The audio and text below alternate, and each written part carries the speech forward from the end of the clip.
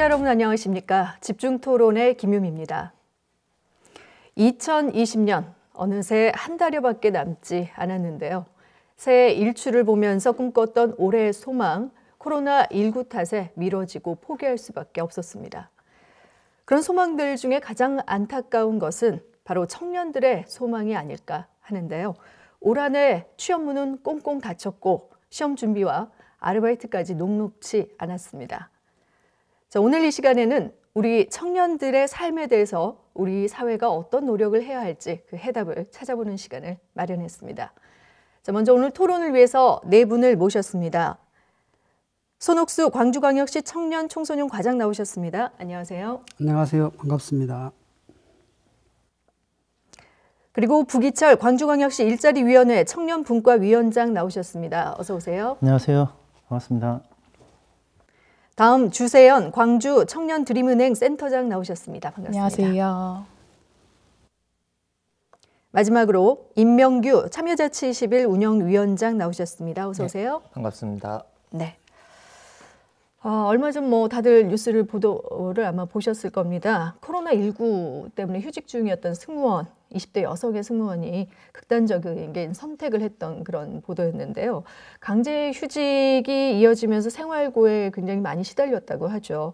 이와 함께 지금 코로나19 여파로 취업난이 굉장히 극심해지면서 아예 구직을 포기하는 사태도 이어지고 있습니다. 정말 우리 청년들이 살아가기 힘든 또 시대가 지금이 아닐까 싶은데요. 광주시가 그래서 지역 청년들의 삶 전반에 대해서 실태 조사를 했다고 합니다. 먼저 그 결과가 좀 궁금한데요. 손옥수 과장께서 좀 설명을 해 주시죠. 네, 청년 종합 실태 조사는 지난 7월부터 시작해서 올해 말까지 완료 계획으로 현재 진행 중에 있습니다.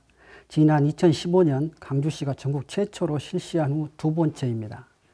청년의 경제 상황, 문화, 주거, 건강, 결혼 등 청년 삶 전반을 조사하고요. 위드 코로나 이후의 청년의 정책 수요를 파악하기 위해서입니다. 2주 전에 중간 보고가 있었고요. 강주 지역 청년 1000명과 강주 출신 수도권 출향 청년 100명을 대상으로 설문조사도 진행했습니다. 조사 결과가 다 분석된 건 아니어서 모든 내용을 말씀드리기는 어렵습니다만 설문조사 항목 중에 눈에 띄는 항목 한 가지를 말씀드리겠습니다.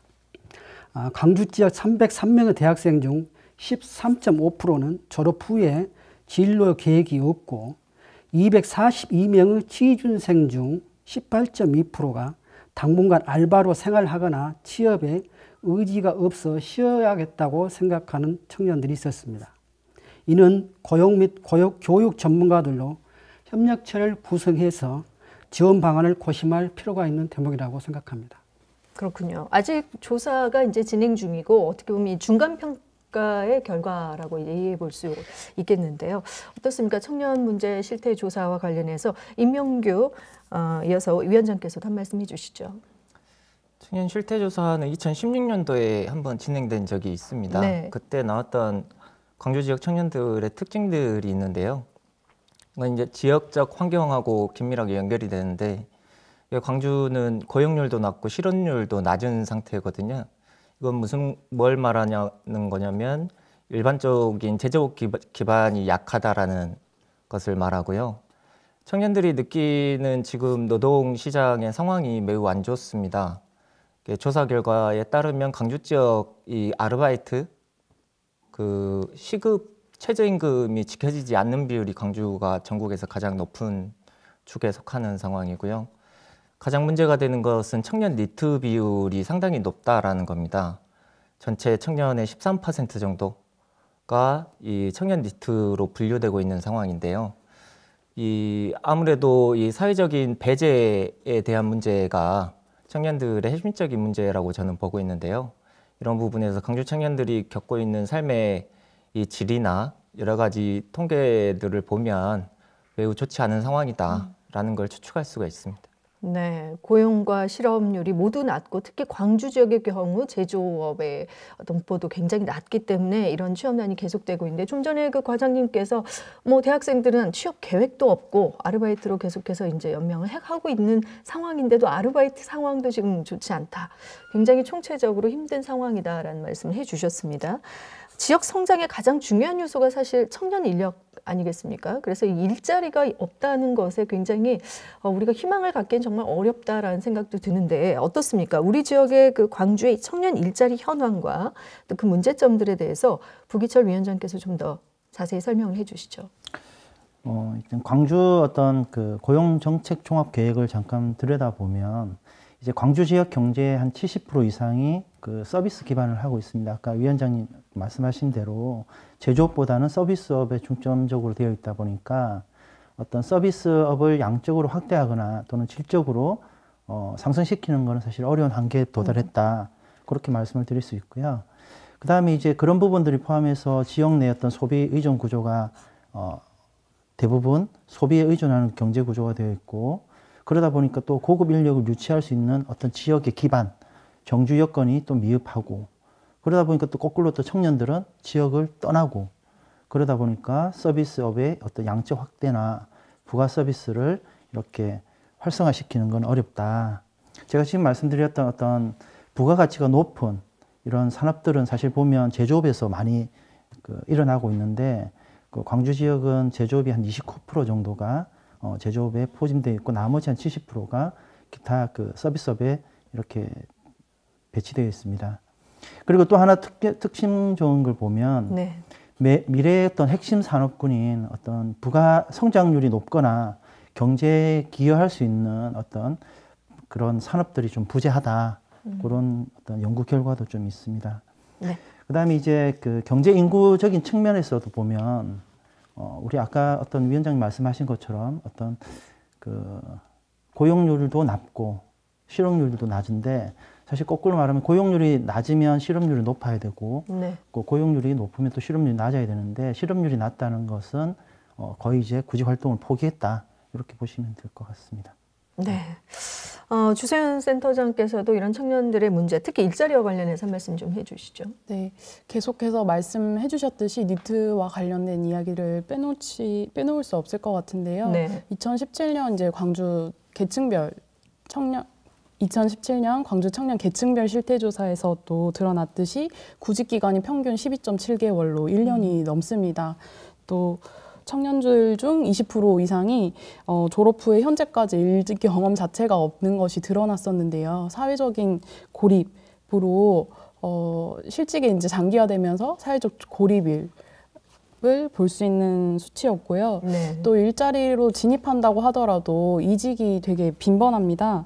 뭐 무기계약직이 40% 정도 되고 1년 이하 계약직이 25% 정도 되고요. 또 30대 청년의 37% 정도가 근속기간이 3년 이하라는 것들은 잦은 이직의 네. 수치들을 확인할 수 있었습니다. 또 그 밖에도 나이와 경험에 따른 이제 어떤 권위주의라던가 여성 청년들이 겪는 성차별적인 문화들이 어떤 근로 조건상의 열악한 환경과 맞물려서 근속을 더 어렵게 하고 있지 않나 생각이 들고요. 또 기존에 이제 한국의 사회 안전망조차도 기존의 4인 가족 그리고 남성 정규직 중심으로 짜여 있다 보니까 이직이 잦은 청년들이 실제 실업급여를 받기도 참 어렵습니다. 전체 이직자 중에 실업급여 수급 자격이 있는 청년들이 한 20% 정도 수준이라고 하고요. 특히 또 자발적 퇴사에 있는 청년들이 실업급여를 받는 경우는 1.3% 정도로 되게 불과한 상황입니다. 뭐 일을 해도 어렵고 일을 하지 않아도 어려운 상황에 놓여 있다고 보시면 될 것 같습니다. 네, 구직 기간의 장기화에 따른 높은 이직률. 뭐 사실은 일할 때가 있다면 가서 일하고 싶은데 그거나마도 힘들기 때문에 계속 옮겨가는 상황. 좀 전에 그래서 부기철 위원장께서도 그 지역을 떠나는 악순환이 이제 되풀이된다라고 했는데 사실 광주 지역이 수년째 저출산 문제 또 인구 유출 문제가 굉장히 심각한 상황입니다. 그중에 인구 유출 현상이 특히 10대, 20대 심각한 상황이라고 하는데요. 이 부분에 대해서도 임형규 위원장께서 좀 한 말씀 해주시죠. 최근에 나온 기사를 보니까 특히 20대 청년 인구가 1만 명 이상 유출되는 것, 순유출이 그 정도 되는 것으로 나와 있더라고요. 네. 그러니까 되게 연말에 유출이 많이 일어나는데 이건 이제 취업 문제 때문에 그리고 이 대학 진학을 위해서 이렇게 집중되어 있는 현상이거든요. 네. 근데 오래전부터 청년 인구 유출에 대한 이야기는 많이 나오고 있는데 이게 실제 이 저출산 문제가 오랫동안 지적되어 있지만 잘 해결되지 못했던 것처럼 이 유출 문제도 사실 접근하기가 굉장히 어려운 문제입니다. 그래서 여러 가지 이제 방안들이 나오고 있는데 그 유출이 됐기 때문에 경제적인 측면에서만 어떤 문제가 있다라는 관점이 많이 있어요. 근데 실제 경제적인 관점으로 접근하기보다는 지금 광주에 갑자기 어떤 뭐 산업 기반을 새롭게 만들어 나갈 수도 없는 상황이라면 실제 광주에 살고 있는 청년들의 삶의 질을 높이는 디테일한 좀 대안들이 필요하지 않냐라는 생각을 가지고 있습니다. 네, 경제적인 이유가 사실 크긴 하지만 그것뿐만 아니라 청년들의 삶 전반의 지금 질을 높일 수 있는 어떤 총체적인 어떤 부분들을 좀 짚어봐야 한다라는 차원에서 말씀을 해주셨고요. 부기철 위원장께서도 이 부분에 대해서 한 말씀 좀 덧붙여 주시죠. 예, 그 어떤 연구 자료에서 보면 어떤 청년 인력의 유출 실태에서 지역 내에 청년들이 남는 그런 그 비율을 한번 봤습니다. 네. 그랬더니 한 58.4%가 보통 지역에 남고 최근에는 한 그 비율이 한 51.3%까지 이렇게 낮아지는 추세상으로는 되게 낮아지고 있습니다. 타 시도와도 비교해 봤을 때 경남, 대구, 광주, 전남 순으로 유출이 상당히 높게 나타나고 있다. 그래서 광주도 다른 지자체 중에서는 한 3번째 정도로 인구 유출이 심하게 되고 있다. 그리고 그런 인구 유출이 되는 대부분이 어디로 가고 있냐면 수도권으로 유출이 되고 있다. 그 비율은 지금 한 20% 정도까지 올라왔고 유출되는 인구의 청년 인구의 한 5명 중에 1명은 또 광주권으로 가고 있다. 이런 지표들도 일부 있습니다. 그러면 과연 이제 왜 유출이 되느냐라고 한다면 첫 번째는 일자리고 두 번째는 일자리 어떤 질이라고 보고 있습니다. 그래서 그런 부분도 있고 또 인구 통계적으로도 봐도 어떤 그 새로운 일자리가 생기면 또 여성이 또 남성이 여성보다도 더 많이 이렇게 타 지역으로 옮기고 있다. 그런 연구 결과도 좀 있습니다. 네, 청년들 스스로도 사실 우리 지역에서 자리를 좀 잡고 싶은 마음이 있을 수도 있지만 지금은 뭐 거의 양과 질 면에서도 일자리를 위해서는 무조건 수도권 쪽으로 올라가야 한다라는 어떤 인식이 강하게 또 형성된 건 아닌가 싶습니다. 자, 문제는 우리 지역에서 이제 대학을 그래도 그나마 졸업하기 위해서 학자금을 내고 대학까지는 졸업을 하겠다라는 청년들에 있어서도 굉장히 지금 학자금 대출 현황 분석 결과를 보니까 지역의 청년들의 경우 평균 1,111만 원을 부채로 안고 사회생활을 시작한다는 결과가 있네요. 자, 청년들의 부채 문제에 대해서도 어떻게 보시는지 주세연 센터장께서 먼저 좀 얘기를 해주시죠. 네. 저는 청년 부채 문제가 우리 사회가 복지로서 보장해야 할 영역을 개인에게 전가해서 나타난 것이 아닌가 보고 있습니다. 대표적으로 교육, 대학과 같은 교육일 거고요. 또 주거, 의료 영역 등입니다.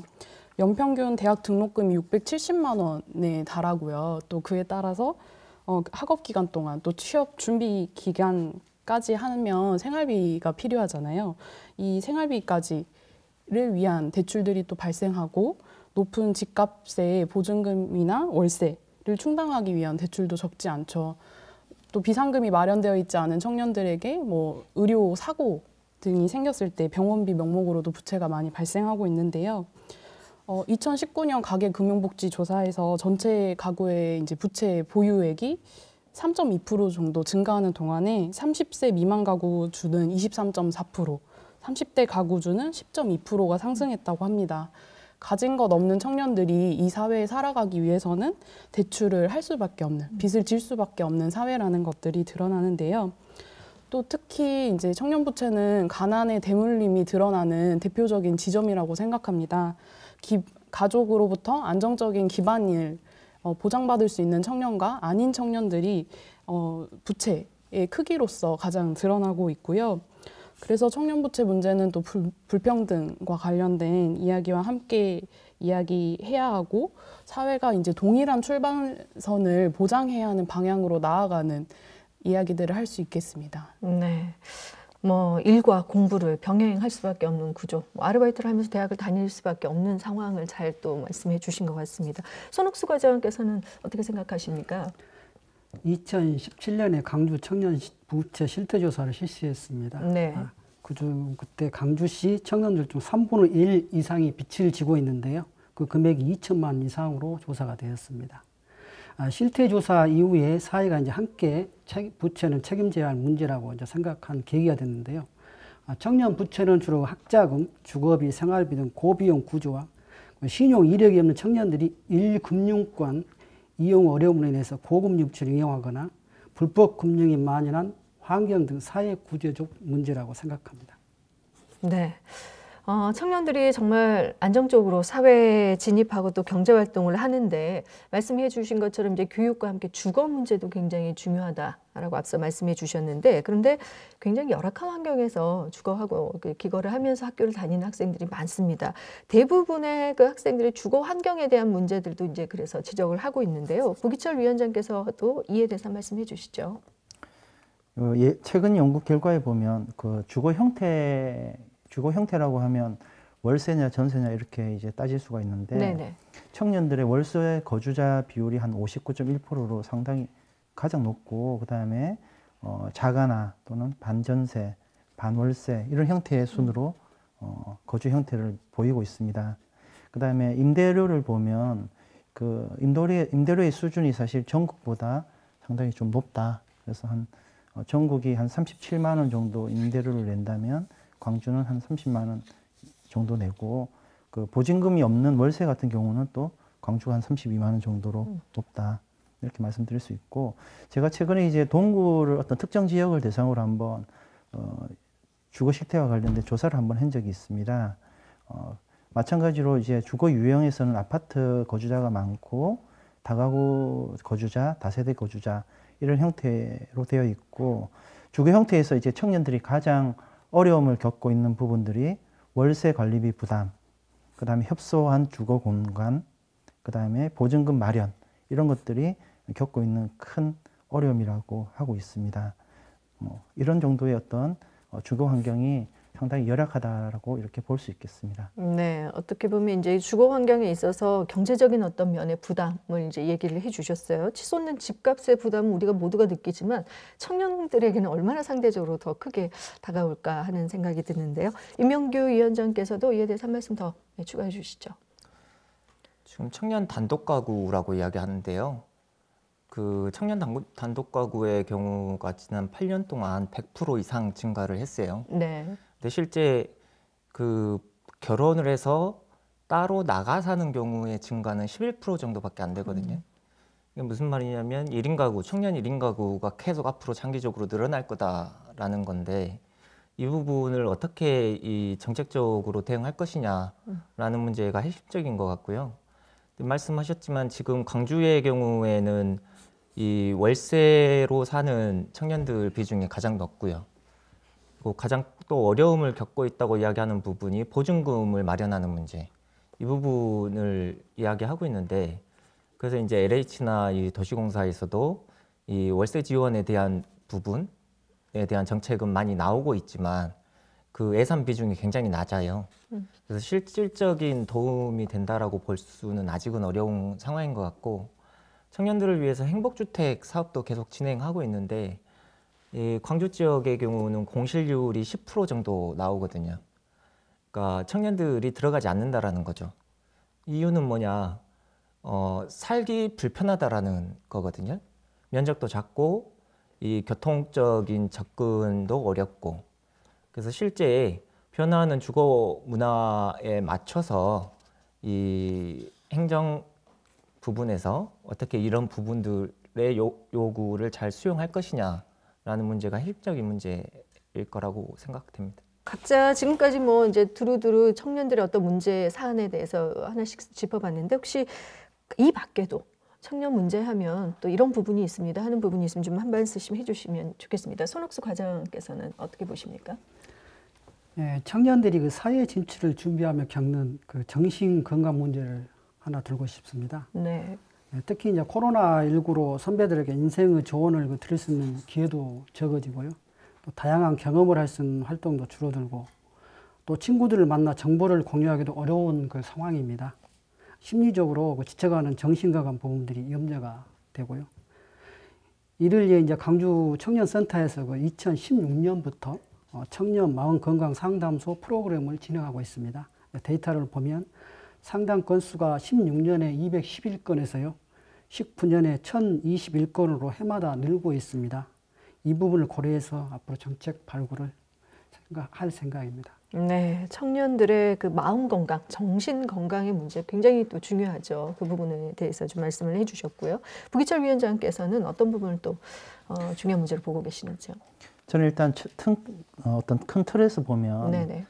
학교라고 하는 울타리에 있는 학교 내 청년이 있을 수가 있고 또 학교를 졸업하거나 학교를 중퇴해서 이제 학교 바깥에 있는 어떤 청년의 문제가 양쪽에 상존하고 있을 것 같습니다. 제가 이제 바깥에 이렇게 활동을 하고 싶은 부분들도 학교 내에는 어떤 교육이나 훈련이나 또 경험이나 취업 지원이 일관된 서비스로 이제 제공이 되고 있는데 학교 바깥에는 이런 부분들이 단편적으로 제공이 되겠지만 이 청년들이 이 문제를 잘 인지하지 못하는 경우도 있을 수 있다. 네. 나중에 큰 대책으로 제안하는 부분도 있겠지만 결국은 그 틀에서 어떤 시스템이 좀 잘 갖춰져야지만 어떤 청년 문제가 그 도움이 될 것이고 그런 문제들이 상존하고 있다 이렇게 보고 있습니다. 네, 교육기관이라는 어떤 시스템, 울타리 안에 그나마 있는 청년들은 그나마 관리가 되고 도움을 받을 수 있고 지원 방법들을 이제 또 찾아볼 수 있겠지만 교육기관 밖에 있는 또 청년들의 문제,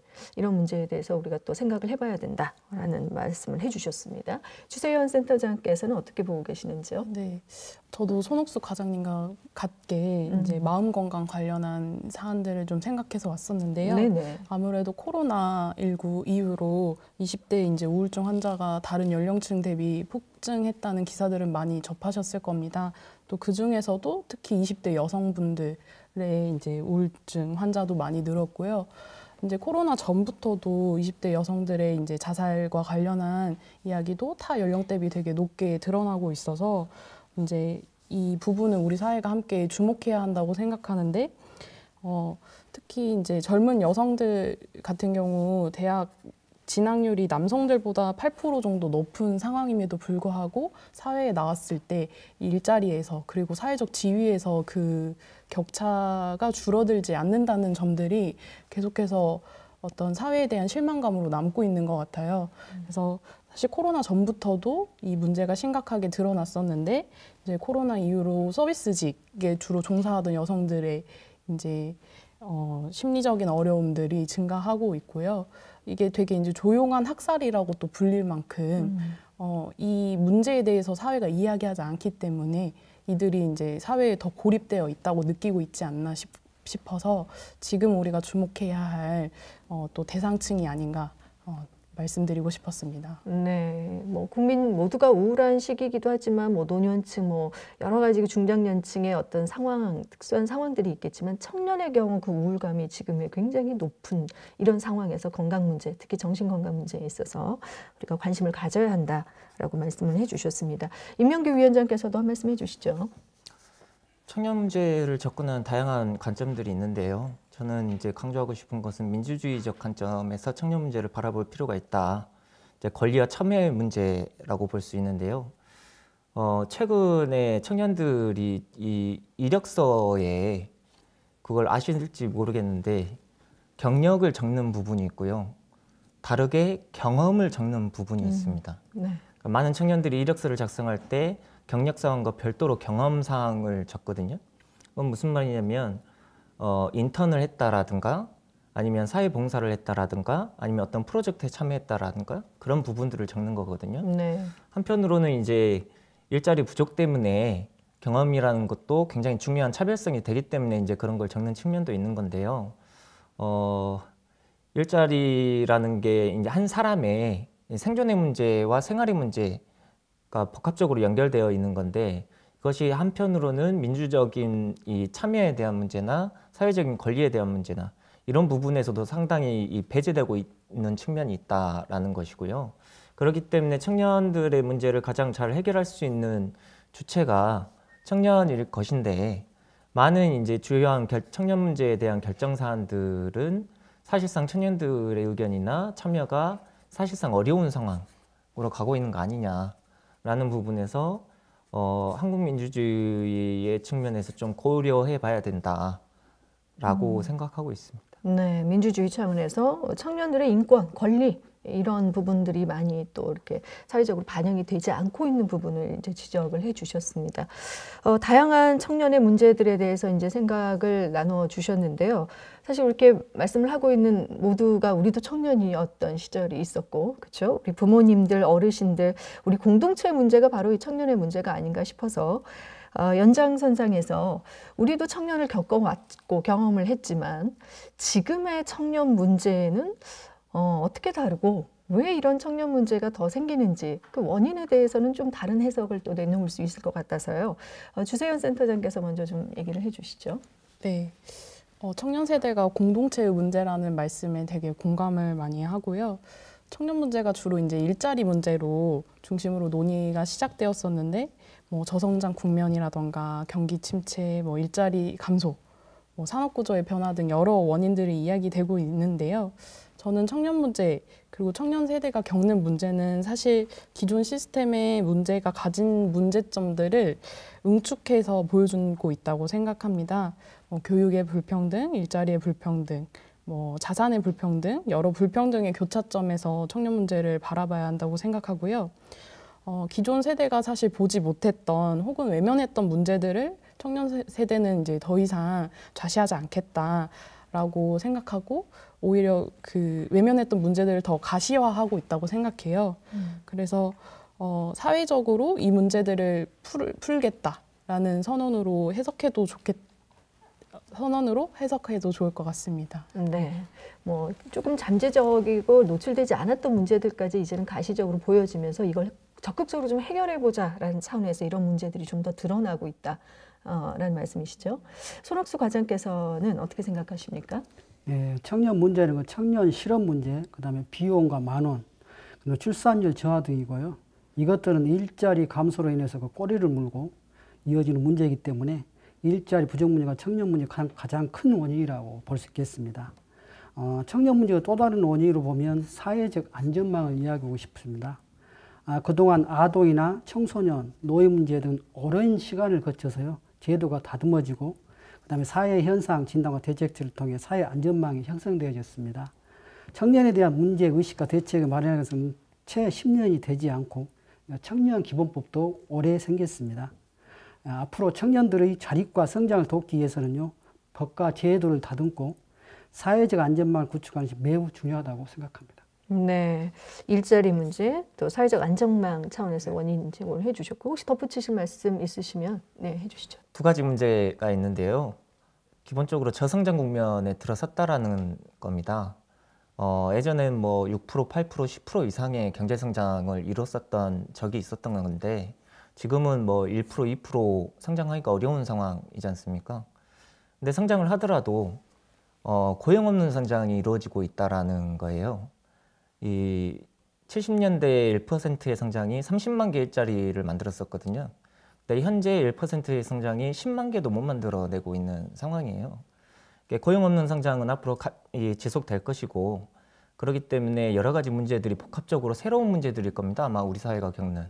그런 문제 중에 가장 최전선에서 나타나고 있는 게 청년 문제인 것이고 청년 문제는 일자리 문제도 중요하지만 실제 국제적인 표준 접근하는 방식은 일자리뿐만 아니라 청년 일반이 겪는 많은 사회적 배제에 대한 해결을 근본적인 문제로 지적을 하고 있어요.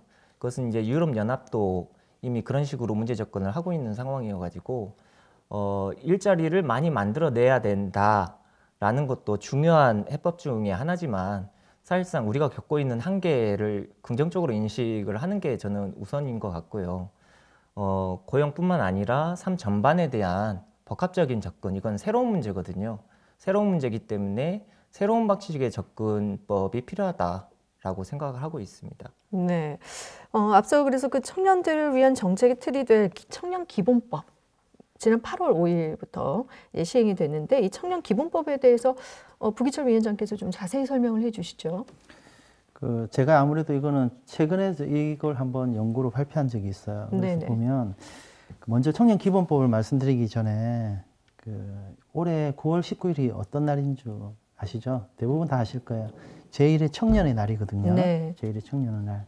이 제1의 청년의 날은 아무래도 청년들의 어떤 권리나 그다음에 발전 이런 것들을 어떻게 그 법으로 제정하는 어떤 목적을 가지고 2월에 제정이 됐고 또 청년의 날이 또 법정 기념일로 정해졌어요. 그래서 이제 상당히 의미 있는 날이다. 이렇게 먼저 말씀을 좀 드리고 이제 청년 기본법은 기본적으로 4가지 정도의 어떤 목적을 가지고 만들어졌습니다. 그래서 어떤 청년 정책에 대해서 명확한 이제 기준을 제시한다. 또 청년 정책 결정에 대한 청년의 참여를 확대한다. 그 다음에 청년 정책 방향에 대한 기준을 제시한다. 마지막으로 청년 정책에 대한 다양한 시책을 마련하는 데 목적이 있다. 이 말을 종합해 보면 사실 청년 정책 기본법을 통해서 이제 청년의 삶이 더 좋은 방향으로 변화되도록 어떤 법적인 정책을 마련했다. 이렇게 보시면 되고 좀 특이하게 이제 그런 정책 중에 보면 우리가 사실 광주시가 상당히 그 청년 정책 기본법을 빨리 진행을 했었거든요. 네. 조례를 빨리 진행했었는데 그다음에 그 시행세칙도 상당히 빨리 진행을 했어요. 근데 그게 실질적으로 수립을 하고 시행한 그 지자체가 그렇게 많지는 않아요. 근데 이제 앞으로는 청년 정책 방향을 국무총리 주제의 어떤 주제로 해서 한 5년마다 한 번씩은 반드시 수립하고 시행해야 되고 그게 또 지자체에도 이제 권고가 돼서 지자체에도 그런 계획을 수립해야 된다라고 하는 명시적인 문구가 들어갔다는 게 큰 의미가 또 있는 것 같아요. 네, 청년 기본법에 대해서 나름대로 이제 의미 부여를 했는데 아프니까 청춘이다라는 말 요즘에는 아프지 않아도 청춘이고 이런 말들로 대변이 되고 있습니다. 소외되고 배제됐던 청년의 삶을 이런 기본법을 통해서 앞으로는 존중받고 또 삶 전반을 좀 더 개선시키고자 하는 기본법의 의미라고 보면 되겠는데요. 임명규 위원장께서도 관련해서 한 말씀 해주시죠. 청년기본법이 올해 만들어졌는데요. 청년기본법이 만들어지기까지의 과정이 좀 다른 분야의 정책과 좀 다릅니다. 청년 정책의 경우에는 원래는 지방정부에서 먼저 시작했었거든요. 그리고 아주 빠른 속도로 중앙정부에서 기본법까지 제정된 케이스라고 볼 수 있는데요. 지방정부 차원에서 청년 문제를 전체를 감당하기가 매우 어려운 거였고요. 실제 지방정부에서 일하시는 담당 부서의 공무원분들이나 아니면 활동가분들이나 뭐 쉽게 예를 들면 고용노동부에 대한 정책 변화를 요구해야 되는데 그건 지방정부 차원에서 할 수는 없는 거거든요. 청년기본법이 이 중앙정부에서 청년 정책과 관련해서 해야 될 역할을 최소한 법적 근거를 만들어냈다라는 측면에서 굉장히 중요한 의미가 있는 것이고 이 기본법이 제정되는 과정에서 청년 이 단체들과 활동가들의 노력이 굉장히 컸었습니다. 모두가 이제 청년 문제의 심각함을 인지하고 있었던 상황이어서 속도도 빨랐다고 생각이 되는데요. 앞으로의 문제는 이 중앙정부와 지방정부가 서로의 역할을 어떻게 분담할 것이냐, 그리고 그 정책의 전달 체계를 촘촘하게 잘 짤 것이냐라는 문제가 핵심적인 문제인 것 같고, 이 청년 정책의 업그레이드된 버전이 이제 내년부터 새롭게 시작될 것이다라는 전망을 하고 있는 상황입니다. 네. 자, 지금까지는 이제 청년 기본법까지 해서 청년의 문제 제기 차원에서 큰 틀에서 이제 청년 문제를 좀 얘기를 나눠봤습니다. 지금부터는 청년 문제 해결을 위해서 정책별로 어떤 정책을 펼치고 있는지에 대해 자세히 하나씩 얘기를 나눠볼 텐데요. 많은 패널 분들께서 이제 일자리 문제를 제일 또 많이 또 언급을 해주셨어요. 청년 일자리 대책, 정부가 고용 절벽에 대응하기 위해서 지난 최근 10년간 무려 22번의 크고 작은 정책들을 내놨습니다. 하지만 청년 고용 상황이 갈수록 또 심각해지고 나빠지고 있는 상황인데요. 지금 청년 일자리 부분 현황과 함께 또 현재 추진하고 있는 청년 정책에 대해서 어떤 것들이 있는지 손옥수 과장께서 좀 설명을 해 주시죠. 네, 청년 일자리 문제 해결을 위해서 우리 시의회로 다양하게 진행하고 있습니다. 우리 시 대표 사업이라고 할 수 있는 광주 청년 일경험 드림 사업이 있습니다. 이는 지역의 미취업 청년들이 다양한 일경험을 통해서 고용시장 진입과 자립 촉진을 돕는 사업인데요. 20년 11월 현재까지 3천여 명이 일경험 사업에 참여해서 자신의 진로를 탐색하고 직무 경험을 한 바 있습니다.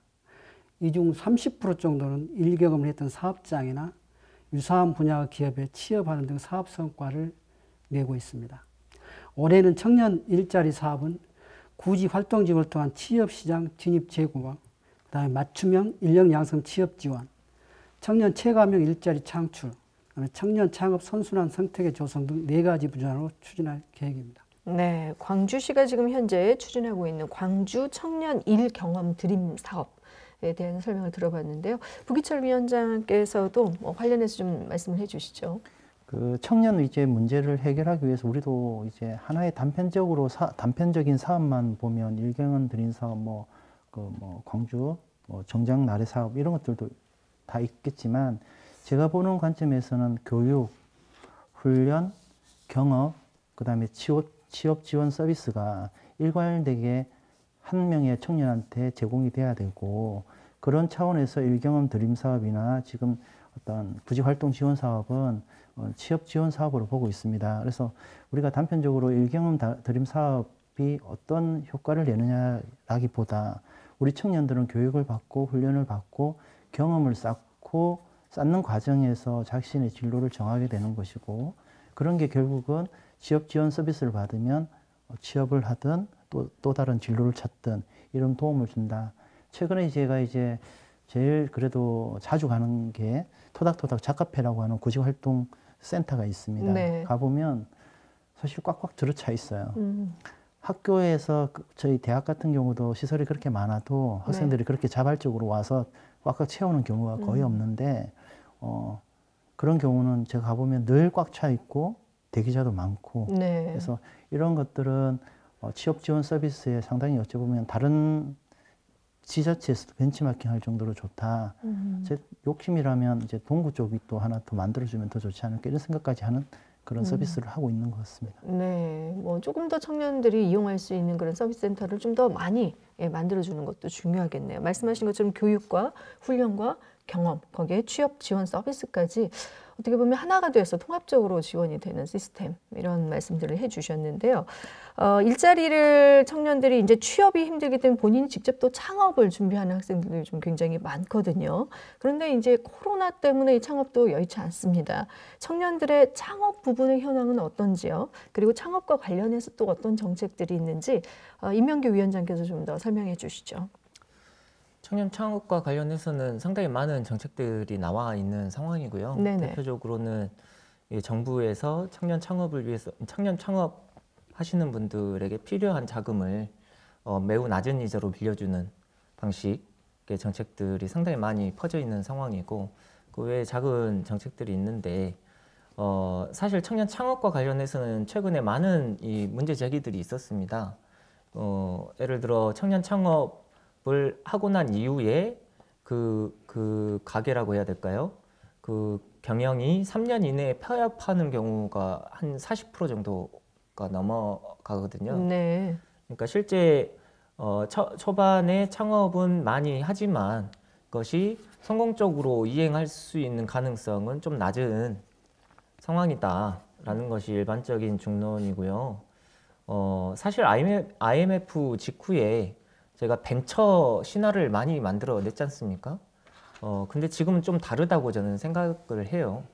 청년 창업을 하는 것에 대한 지원은 당연히 필요하지만 이 창업 이후에 사후 관리를 어떻게 해줄 것이냐라는 문제가 사실 창업을 하신 많은 청년들의 요구 사안이기도 하고요. 이런 부분에서 좀 방금 고용과 관련된 논스톱 원 패키지로 된 어떤 지원 센터의 역할이 중요하다고 말씀하셨는데 창업 부분도 마찬가지라고 생각이 듭니다. 네. 자금 지원이라든지 창업 준비해서 창업하는데 끝나는 게 아니라 이제 창업해서 폐업하는 경우도 굉장히 많기 때문에 이후에 지속적인 관리를 해줄 수 있는 시스템이 필요하다. 손옥수 과장께서는 지금의 이제 정책들에 대해서 사실 먼저 좀 들어봤어야 하는데요. 좀 설명을 해주시죠. 이 창업과 관련된 정책들. 예, 우리 시는 그 기술과 아이디어만 있으면 누구나 창업에 도전할 수 있도록 2010년부터 청년 예비 창업자 발굴을 육성하고 있습니다. 이는 올해 기술 창업 분야 청년 창업 희망자 52명에게 7개 분야 35명으로 구성된 창업 드림팀을 통해서요. 기술, 아이디어에 대한 성공 가능성을 진단하고 최대 3천만 원까지 사업주 자금을 지원하고 있습니다. 또한 그 예비 초기 청년 창업자 지속적인 성장을 위해서요, 아이플러스 광주 내에 16팀의 사무 공간을 무상으로 제공하고 있습니다. 이 중 적극 요건에 갖춘 7팀에 대해서 북구 용봉동에 청년 창업 거주시설을 운영 중에 있습니다. 또한 그 자금력과 담보력이 부족한 청년 창업자를 위해서요, 청년 창업 특례 보증, 강주 청년 창업 펀드 및 달빛 혁신 창업 성장 펀드를 운영하고 있습니다. 네, 자금과 또 이런 부분에 있어서 이제 광주시가 어떻게 보면 굉장히 적극적으로 하고 있는 정책들에 대한 설명을 해주셨는데, 앞서 말씀해주신 것처럼 창업하고 난 이후에도 계속해서 지속적인 지원이 필요하다는 말씀을 또 함께 해주셨습니다. 자, 청년 문제 해결을 위한 노력이 각계각층에서 뭐 다양하게 또 복합적으로 이루어져야 할 텐데, 금융 부분 좀 전에 이제 자금 얘기를 좀 해주셔서 금융 부분에 대해서 청년들을 좀 도와줄 만한 정책들은 어떤 것들이 있는지 주세연 센터장께서 좀 알려주시죠. 네, 저는 이제 광주시가 전국에서 유일하게 하고 있는 저희 광주 청년 드림은행이라는 정책을 좀 소개하고 싶습니다. 네. 이제 특히 금융이라 하면 대출을 보통 생각하는데요. 유일하게 복지적 관점에서 청년들에게 대출이 아니라 지원으로서 다가가고 있습니다. 돈과 빚을 고민하는 청년들에게 무료로 이제 1대1 재무 상담을 제공하고 있고요. 이 상담을 통해서 맞춤형 계획들, 솔루션들을 찾을 수 있도록 하고 있어요. 또 연체한 청년들에게는 신용을 회복하는 비용으로 1인당 80만 원도 지원하고 있고, 또 이제 경제 지식을 알고자 하는 청년들에게 경제 교육이나 프로그램도 운영하고 있습니다. 이러한 이제 정책들 외에도 올해 광주광역시가 또 한국자학재단 장기연체자 신용회복 사업도 신규로 진행했습니다. 학자금 부채로 이제 신용유의자가 된 청년들이 광주 지역에만 480명이 있는데요. 그중 현재 10% 이상인 47명의 신용회복을 돕고 있어요. 이것도 역시 그냥 돈만 지원하는 게 아니라요, 광주 청년드림은행의 상담을 함께 결합했습니다. 네. 그래서 안정적으로 이 채무 상환의 구조를 짤 수 있도록 안내를 했고요. 특히 이 학자금 대출을 연체했다는 건 다른 부채도 연체할 가능성이 높습니다. 그래서 단순히 그 하나의 이제 학자금 대출만 신용을 회복하는 것으로는 한계가 있는데요. 이 상담을 통해서 이제 한국장학재단 외의 부채들까지 함께 통합적으로 채무조정 제도나 관리할 수 있도록 안내하고 있기 때문에 특히 이제 주목해야 할 부분이라고 생각하고 있습니다. 또 이제 부채와 관련한 정책들이 있고요. 이제 이 부채가 만들어지기 전에 예방하는 성격의 또 정책들이 있습니다. 네. 청년 13통장이라고 해서요. 저소득의 청년들이 10만 원을 넣으면 시가 10만 원 지원해서 200만 원의 이제 단기 자산 형성을 지원하는 사업입니다. 광주 청년 10명 중 1명이 저축이 전혀 없었고, 또 저축액이 100만 원 미만인 경우가 전체 응답자의 한 40%, 45% 정도 이르는 실태조사 결과에 따라서 운영을 하고 있는데요. 인기도 아주 높은 정책이기도 합니다. 특히 광주가 저임금에 이제 청년 노동자들이 많기 때문에요. 이 자산을 형성하는 것들이 의미가 있다고 보고 있고요. 네. 200만 원은 또 청년들에게 더 나은 보금자리로 나아가는 보증금이 되기도 하고, 혹은 비상금의 역할도 하기 때문에요. 예방적 역할로 톡톡히 하고 있다고 보고 있습니다. 아, 이렇게 좋은 정책이 있었구나 하는 생각과 함께 혹시 이 지원 받기 위해서 기준이 너무 까다로운 건 아닐까 하는 걱정도 좀 되는데요. 청년드림은행 같은 경우는 조건 상관없이 누구나 오실 수 있고요. 부채 네. 이제 채무 조정으로 연계될 경우 지원받고 있으나 13통장 같은 경우는 저소득 청년 대상입니다. 인원이 400명 정도로 이제 적은 편이에요. 네. 이제 신청자 수는 2,000명이 넘는 걸로 알고 있는데요. 네. 그렇군요. 그만큼 인기가 높은데 더 많은 청년들에게 이제 기회가 갈 수 있으면 좋을 것 같습니다. 네, 좀 더 통 크고 폭넓은 혜택을 좀 줄 수 있도록, 예, 지금은 좀 인원수가 적지만 좀 늘려가는 방향도 좋을 것 같습니다. 그 밖에도 청년들의 이제 금융적인 것, 특히 경제적 자립을 위해서 임명규 위원장께서도 한 말씀 해주시죠.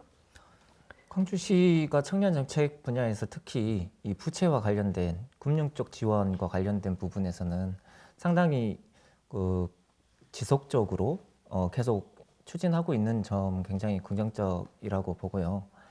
근데 이제 아직 광주 쪽 통계가 나와 있는 상황은 아니지만 전국적으로 코로나19 이후에 이 부채 증가가 한 0.19% 정도 올랐는데 이 청년층의 대출 증가가 4% 이상이에요. 그러니까 뭐 4배 이상 훨씬 넘는 대출이 지금 증가하고 있거든요. 네. 그리고 이 대출 증가는 올해 뭐 어떻게 해결되는 게 아니라 앞으로 장기적으로 뭐 2년, 3년 장기적으로 계속 될 거거든요. 근데 이 늘어나고 있는 청년층의 대출 문제, 특히 20대 대출 문제가 굉장히 심각하게 나타나고 있거든요. 이 문제에 대한 대응을 위해서는 뭐 말씀해 주신 것처럼 좋은 정책인 만큼 좀 이 지원할 수 있는 폭을 넓히고 네. 예산도 많이 확충해가지고 앞으로 일어날 여러 가지 문제들을 좀 예방적 차원에서 준비를 해놓는 게 필요하지 않을까라는 생각을 하고 있습니다. 네, 소외됐던 청년들이 이제 우대받는 어떤 지원들이 좀 더 많아져서 좀 더 많은 양적으로도 좀 많고 질적으로도 좋은 그런 정책들이 이제 펼쳐지길 바라는데요. 금융과 관련돼서 지금 말씀을 해주셨다면 앞서 그 주거 환경 문제도 크지 않습니까? 월세라든지 부기철 위원장께서도 주거 부문 추진 관련된 정책들에 대해 좀 알려주시죠. 일단 그 먼저 그 네. 어떤 정책이 있는지 한번 말씀을 드리면 이제 청년 맞춤 주택 특별 대출이라는 어떤 그 정책이 있습니다. 이거는 대상은 이제 취업 준비생 또는 사회 초년생, 대학원생들한테 임대 보증금을 대출해주고 네. 그 다음에 대출 이자 일부를 2차적으로 보전해주는 어떤 주거 안정 정책이라고 보시면 될 것 같습니다. 대출 한도는 한 7천만 원 정도까지고 이자는 한 2% 이내에서 보전해 주는 걸로 이렇게 소개되어 있습니다. 그러면 이런 주거와 관련된 그 청년 정책이 앞에도 말씀드렸지만 왜 나오게 됐냐면 어찌 보면 가장 보편적이기도 하지만 또 가장 혜택을 받기 어려운 정책이기도 하고 네. 또 예산이 또 많이 드는 어떤 그런 제도이기 때문입니다. 그래서 아까 청년의 어떤 주거 형태가 월세가 가장 많은 부분들을 좀 안정적으로 좀 전세나 자가로 돌려준다든지 또는 보증금의 일부를 좀 지원해 준다든지 이런 것들이 이제 청년들이 원하고 있고 또 청년들이 이제 또 원하는 정책 중에 하나가 이런 거 외에도 요구하는 게 이제 아까 어떤 위원장님 말씀하셨던 것처럼 행복주택이라든지 공공주택을 좀 더 확대 시 차원이나 시에서 확대해 달라는 거. 그 다음에 어떤 주택이 예전에는 아파트라는 개념이 많았다면 지금은 빈집들이 상당히 많이 있으니까 그런 빈집을 좀 시 차원에서 개발해서 주택으로 공급해 줄 수 있는 그런 다양한 주택들을 좀 해주는 정책이 향후에 좀 나왔으면 좋겠다 이런 요구사항도 있는 것 같습니다. 네, 저 어떻습니까? 광주시에서 관련해서 손옥수 과장께서 좀 다양한 정책들에 대해 좀 더 알려주시죠. 예, 강주시에서 시행하는 그 청년 주거 지원 사업은 2가지가 있습니다. 방금 말씀하신 것처럼 주택 임차 보증금 지원 사업하고 행복주택 공급 사업 2가지입니다. 네네. 주택 임차 보증금 지원 사업은 자세하게 설명을 해 주셨기 때문에 생략을 하고요. 행복주택 공급 사업에 대해서만 간단하게 말씀드리겠습니다. 현재 행복주택 공급 사업은 중흥동과 임동 지역에서 한 1,200세대를 지금 추진 중에 있습니다. 행복주택 건립을 그 청년과 그 신혼 부부에게 주거 부담을 줄여주기 위한 사업인데요. 중흥동에는 그 작년에 청년 대학생 438세대, 그 다음에 신혼 부부 122세대가 배정을 마쳤습니다. 임동 지역은 이달에 그 준공이 완료된데요. 내년 1월에 그 청년 대학생 313세대, 그 다음에 신혼 부부 97세대가 배정될 계획입니다. 네, 중흥동과 임동의 1,200세대 정도의 그 임대 관련한 주택 관련한 지원 정책에 대해서 이제 말씀해 주셨는데요. 앞서 이제 주거와 그리고 금융 부분의 이런 정책들은 장기적으로 지속적으로 이제 펼쳐야 될 정책이라면 지금 단기적으로 지금 코로나19 상황에서 어려움을 겪고 있는 청년들이 많습니다. 자, 이럴 때 어떤 정책들이 지금 추진되고 있고 청년들을 위해서 노력을 하고 있는지 그리고 이런 것들이 또 필요한지에 대한 얘기를 좀 나눠보겠습니다. 임명규 위원장께서 좀 얘기를 해주시죠. 사실 이 부분이 제가 가장 이 나오신 과장님한테 여쭤보고 싶은 네. 부분인데요. 코로나19 관련해 가지고 이 대응하기 위한 청년 정책은 사실상 없습니다. 네. 그동안 이 2020년도 청년 정책으로 계획됐던 내용들이 사실은 올해 계속 추진되고 있는 것이지 코로나19라는 특별한 상황을 긴급하게 대치하는 청년 정책은 지금 현재 없는 상황이라고 제가 찾아봤을 땐 그렇게 알고 있고요. 코로나19가 뭐 백신이 뭐 나온다고는 하지만 이 영향은 앞으로 장기적으로 계속될 것이거든요. 그러니까 예를 들어 청년이 1년 정도의 구직을 하지 못하면, 취업을 하지 못하면 그 1년 동안의 영향이 이 청년 삶 전체에서 임금의 4%에서 8% 정도를 낮춘다라는 결과들이 나오고 있어요. 그러니까 코로나 대책이라고 해서 긴급하게 지금 이 뭐랄까요, 조치해야 될 정책들도 반드시 지금 준비가 늦었지만 설립이 만들어져야 된다고 생각을 하고, 이것이 향후 장기적으로 청년들에게 미치는 영향을 고려해서 좀 디테일하게 준비를 해야 되지 않나라는 좀 제안을 드리고 싶습니다. 손학수 과장께서 조금 답변을 간단히라도 지금의 긴급한 청년 코로나19로 인한 어려움을 좀 지원하기 위한 정책들은 정말 없는 것인지. 지금 저희가 광주시가 코로나19로 인해서 그 새로 시행한 정책이 몇 가지 있습니다. 우선 저희가 지금 빅골 장학회를 운영하고 있는데요. 광주시에서요. 빅골 장학회를 그 상반기 중에 저희가 45명한테 장학금을 지급했습니다. 대학생은 100만 원, 고등학생은 50만 원, 중학생은 30만 원 그렇게 지급했고요. 이제 얼마 전에 언론에 이제 났다시피 이제 대학생을 대상으로 전환지원금을 지급했습니다. 그리고 이제 저희가 특히 아까 앞에서도 설명했습니다만 올해 그 실태조사에 위드 코로나에 대비해서 그 정책들을 그 보완하기 위해서요. 그 내용도 조사할 계획입니다. 네, 조금 다소 이제 부족하지만 긴급하게 이런 정책들이 발빠르게 좀 이렇게 청년들을 위해서 마련됐으면 좋겠다라는 어떤 차원에서 질문을 주셨는데요. 주세연 센터장께서도 이와 관련해서 한 말씀 해주시죠. 네, 저도 이제 정책을 찾기가 조금 어렵긴 했었는데 그 중에 눈에 띄는 정책이 하나 있었어요. 광주 청년센터가 이제 그 코로나19 어려움을 겪는 청년들이 이제 소득 감소나 뭐 휴업, 실직 등의 위험들에 있을 때 식사권을 보장하고자 식료품 꾸러미 지원 사업을 했습니다. 한 10만 원 가량의 식료품을 이제 직접 전달했던 건데요. 뭐 신청자가 2,400명으로 관심도 높았고, 광주 지역의 이제 여러 기업들의 후원으로 지역사회 호응도 있었던 정책이더라고요. 이제 이런 부분들은 특히 이제 지자체가 중앙정부에서 하기 어렵지만 지자체가 좀 즉각적으로 청년들을 만나고 접점들을 만드는 역할로서 할 수 있는 역할로 할 수 있었던 부분이었던 것 같습니다. 네. 자, 정책이 청년들에게 혜택으로 돌아갔을 때 그 정책은 또 성공적이라고 할 수 있을 텐데요. 정책은 있지만 또 알려지지 않거나 또 활용을 못한다면 또 그 정책은 또 다시 한번 재고돼야 하고 좀 더 확대해서 알려야 할 또 필요성도 있는 것 같습니다.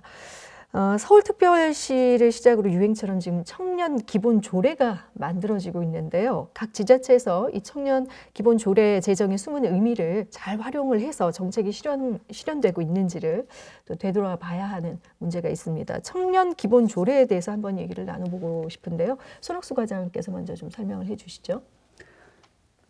청년 기본 조례는 그 유형처럼 만들었던 청년 문제 해결의 필연적 결과물이라고 보겠습니다. 2000년 이후에 청년 실업 문제가 심각해져서요.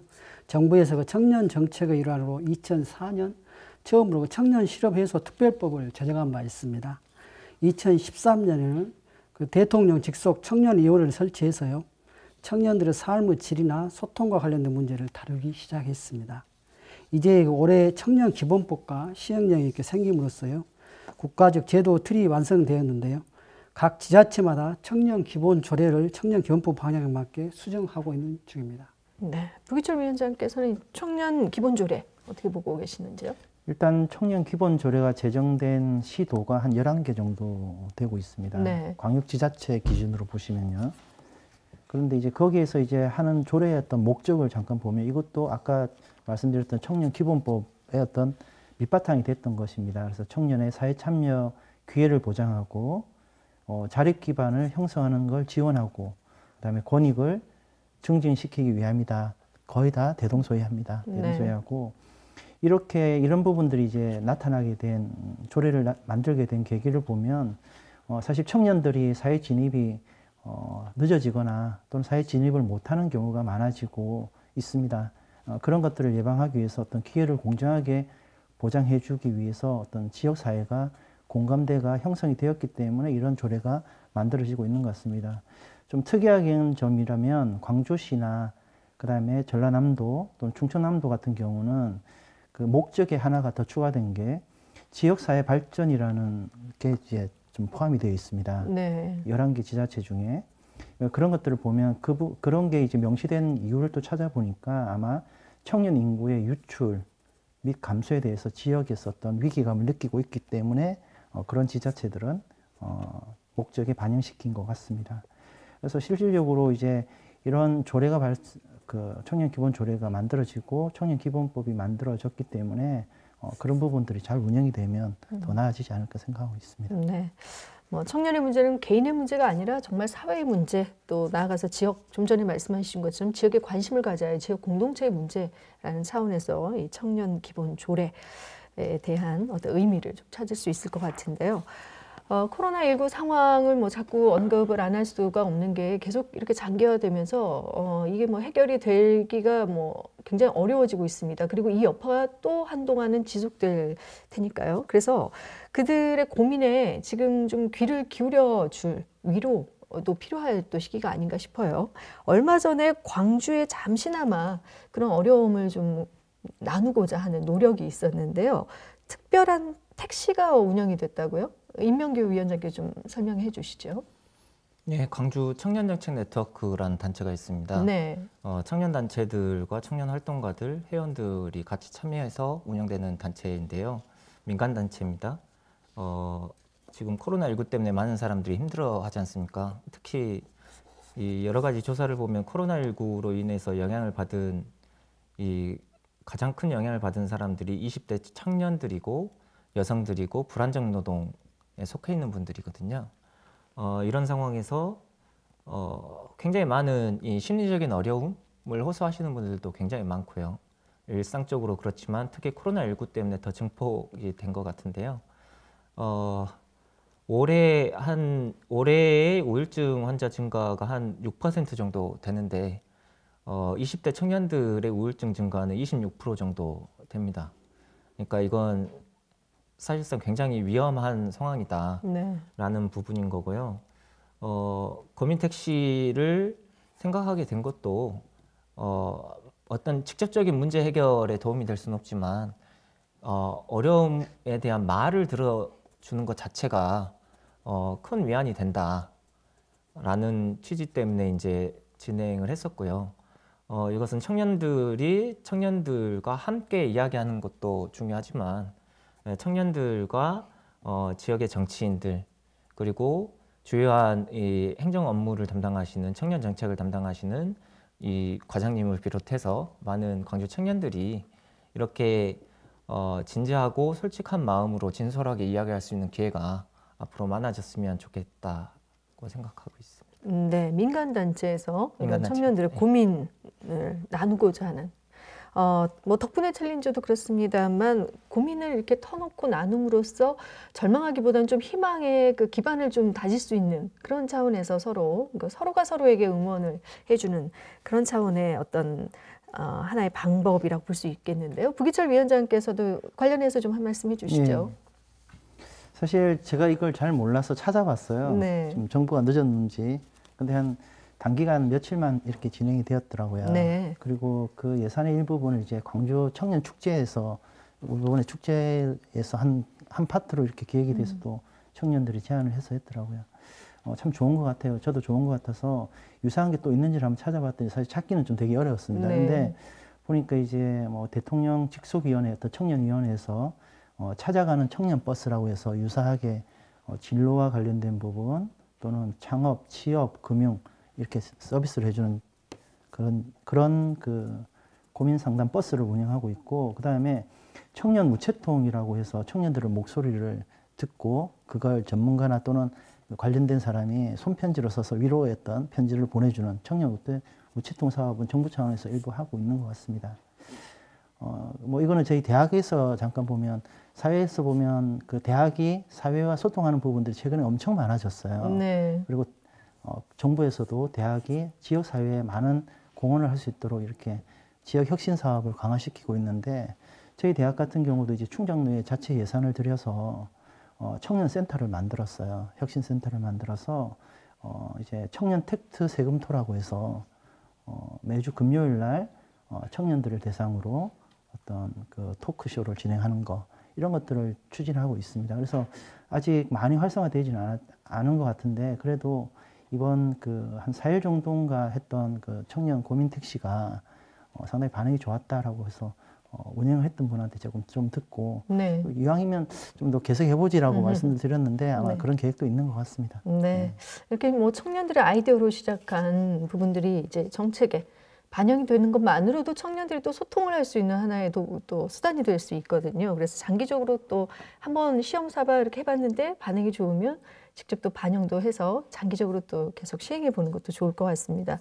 오늘 그 자리에 나와 계신 네 분 모두 청년들의 입장에서 또 청년들과 굉장히 가까이에서 아픔과 어려움들을 잘 알고 있고 또 공감하시고 있는 분들이신데요.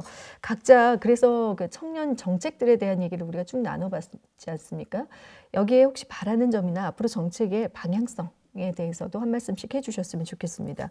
주세윤 센터장께서 먼저 좀 얘기를 해주시죠. 네. 청년 정책은 이 급변하는 사회에서 계속해서 창의적인 대안들을 요구하고 있다고 생각합니다. 그래서 이 새로운 시선으로 사회를 또 보고 실험하는 것들이 중요한데요. 그래서 청년 세대를 어떤 시혜적 관점으로 복지의 대상으로 보기보다 이 청년 정책에서만큼은 청년을 시민으로서 호명하는 것들이 필요하다고 생각합니다. 그들이 뭐 저도 포함되긴 하지만요. 청년 세대가 앞으로 자신들이 살아갈 날들을 결정하고 그려나갈 수 있도록 시민으로서의 역할들을 계속 부여하고 권한도 많이 주는 방향의 이제 청년 정책이길 희망합니다. 네, 정책에 있어 이제 청년을 구분짓기보다는 시민으로서 하나의 큰 틀에서 이제 이것도 하나의 복지 차원에서 정책이 이루어졌으면 좋겠다 말씀을 해주셨고요. 부기철 위원장께서는 어떻게 생각하시는지요? 저는 이제 큰 틀에서 보면 이제 청년하고 광주시가 사실 어떤 마음가짐이나 태도가 우리가 단기적인 성과에 치중하는 게 아니라 장기적인 성과를 보고 가야 된다. 그러려면 이제 아까 계속 말씀드리지만 교육이나 훈련이나 취업이나 그 경험을 쌓는 거나 취업을 어느 한 단계를 뛰어넘고 이렇게 그 청년들의 어떤 삶이 나아지는 과정이 있을 수가 없기 때문에 네. 그게 일괄적으로 진행이 되고 청년들도 그런 것들을 단편적으로 왜 이런 사업만 하느냐 또는 이런 사업이 좀 좋지 않다 이렇게 볼 필요 없이 이 전체적인 과정을 받아들일 수 있고 그러려면 최종적으로 취업 지원을 할 때 청년들의 어떤 삶의 보조를 좀 해주거나 또는 삶의 어떤 보장을 좀 해줄 수 있는 지원 정책도 좀 포함이 되어야 된다. 뭐 구체적으로 말씀드리면 또 하나는 이제 코로나 블루를 해결해 줄 수 있는 정책을 지금 준비하고 계시니까 네. 그런 것들도 있었으면 좋겠고 그다음에 어떤 새로운 뉴노멀 시대에 맞는 어떤 정책이 만들어져야 된다. 그러니까 과거에 우리 지금 현재 좀 생각하고 했던 방식들 이런 방식들보다 좀 뛰어넘는 그런 새로운 방식을 청년 정책에 좀 넣어주시면 좋겠다 이런 생각을 좀 하고 있습니다. 네, 교육부터 이제 사회에 나가 취업까지 전 과정에 거쳐서 지원이 돼서 뭐 어느 거 하나만 이제 정책적으로 따로 떼서 생각하는 뭐 기존의 방식에서 좀 벗어났으면 좋겠다라는 말씀을 해주셨고요. 손옥수 과장께서는 어떻게 또 생각하시는지 알려주시죠. 예, 저는 그 우리 지역의 청년 정책을 수립하고 시행하는 입장에서요. 저희가 마련한 그 청년 정책들이 하나하나 그 청년들의 어려움을 해소하고 사각지대의 청년들 문제까지 보듬을 수 있으면 좋겠습니다. 이를 위해서 우리 청년 정책을 담당하고 있는 직원, 기관, 전문가들 모두 한마음으로 노력하는 것도 중요한데요. 가장 중요한 것은 청년들이 그 자신들의 의견과 필요한 것들을 적극적으로 이야기해 주는 것입니다. 우리 시는 그 청년위원회, 청년센터 등을 통해서 청년들과 소통 채널을 구축하고 있는데요. 이러한 채널들을 통해서 적극적으로 이야기를 해주시면 청년들의 목소리를 담아서 정책을 시행토록 하겠습니다. 네, 청년과의 소통을 중요하게 또 언급을 해주셨습니다. 임명규 위원장께서 말씀해 주시죠. 청년 정책이 2015년도부터 사실상 한국 사회에서 본격화된 것으로 보는데요. 아까 말씀드렸지만 청년기본법이 만들어지면서 청년정책의 새로운 버전이 지금 시작되고 있는 거거든요. 중앙정부와 지방정부가 어떤 역할을 할 것이냐, 그리고 NGO, NPO 등 민간단체에서 이를 어떻게 또 할 것이냐라는 부분에서 이 협력 체계를 잘 짜야 돼요. 실제 이 거버넌스 체계를 얼마나 잘 구축하느냐가 아무리 좋은 정책의 내용이 있더라도 굉장히 큰 부분을 성패를 좌우하고 있는 상황이기 때문에 이런 부분에서 사실상 이제 본격화된 것이다 라고 볼 수 있는 것 같아요. 청년정책은 한국 사회에서 이제 법적 근거를 통해서 본격화되고 있다라고 평가할 수 있을 것 같고, 광주 차원에서는 지금 5년간의 청년정책에 대한 기본 계획을 이제 수립해야 될 때가 왔거든요. 2021년까지 이 계획된 것은 이제 끝나는 거고, 2022년도부터 청년정책을 어떻게 할 것이냐라는 계획이 이제 올해와 내년 정도에 수립이 될 텐데, 이 변화하는 환경에 민감하게 반응하면서 이 장기적인 관점을 가지고 대처하는 것이 가장 중요하다라는 생각을 가지고 있고요. 이 마지막으로는 이 청년정책이라는 부분이 워낙 새로운 부분이기 때문에 인식 차이가 굉장히 큽니다.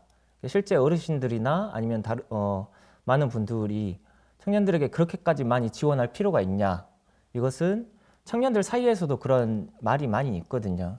근데 아까 말씀드렸던 것처럼 우리 사회가 장기적으로 받아들여야 될 현실인 거고, 이 문제를 접근하는 방식도 그래서 새로울 수밖에 없다라는 부분을 좀 저는 강조하고 싶고요.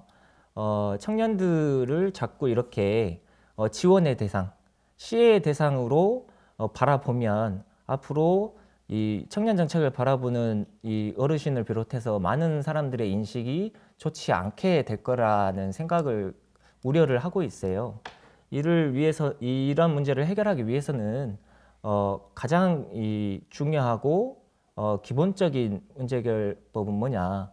청년들의 참여를 많이 이끌어내는 거, 그리고 참여할 수 있는 폭을 많이 늘려 나가는 거, 이것이 장기적으로 청년 정책이 좀 더 실효성 있게 가는 방향에 중요한 매듭이 될 것이다 라는 생각을 하고 있습니다. 네, 미래를 생각해 본다면 청년들의 참여와 그리고 관심이 이제 제일 중요한 것이다 라는 말씀이신데요. 그래서 이 정책 홍보 문제라든지 청년들의 이제 참여, 이 부분에 대해서도 어떻게 그러면 참여를 이끌어낼 것이냐, 청년들의 의견을 반영할 것이냐라는 문제가 또 있습니다. 부기철 위원장께서는 여기에 대해서 어떻게 생각하시는지요? 아주 어찌 보면 단순한 문제이기도 하고, 사실 또 단순한 문제라고 접근해버리면 또 그 홍보가 좀 덜 되기도 하고 해서, 네. 저도 홍보 전문가는 아니지만 네. 좀 정리를 좀 해본 내용을 말씀드리면, 이런 내용들이 좀 있습니다. 아무래도 이 청년 정책이라는 게 지금 청년 어떤 그 정책의 수혜자가 될 대상들만 정책을 홍보하는 게 아니라 고등학교 때부터 우리 청년 정책이 만들어졌으니까 고등학교 때부터 청년 정책을 알려주는 시간을 갖는다면 이 청년 정책에 대한 인식이 좀 있을 것이고, 그러면 참여율이 높을 것이다라고 하는 이제 그런 학생의 아이디어이기도 합니다. 네. 제가 설문을 좀 돌렸더니 네. 대답을 해주더라고요.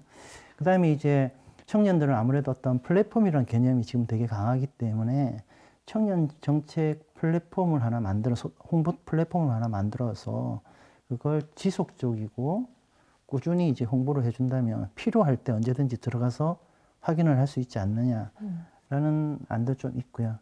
그 다음에 이거는 또 하나는 이제 시 차원에서 잘할 수 있는 홍보 방법이 있고, 또 이제 민간 단체나 청년의 차원에서 홍보를 잘할 수 있는 게 있다 해서 그런 것들을 좀 분리해서 청년 정책을 홍보하는 방안을 한번 만들어 보는 거, 또는 운영해 보는 거, 이런 걸 한번 제안해 보고 싶습니다. 네, 청년이 되기 전, 그리고 청소년이 되겠네요. 그렇죠. 청소년 네. 때부터 이런 정책들을 네. 알리고 또 홍보 수단이나 매체도 좀 전략적으로 가야 네. 한다라는 점을 언급해 주셨는데요. 손학수 과장께서는 어떻게 보고 계십니까?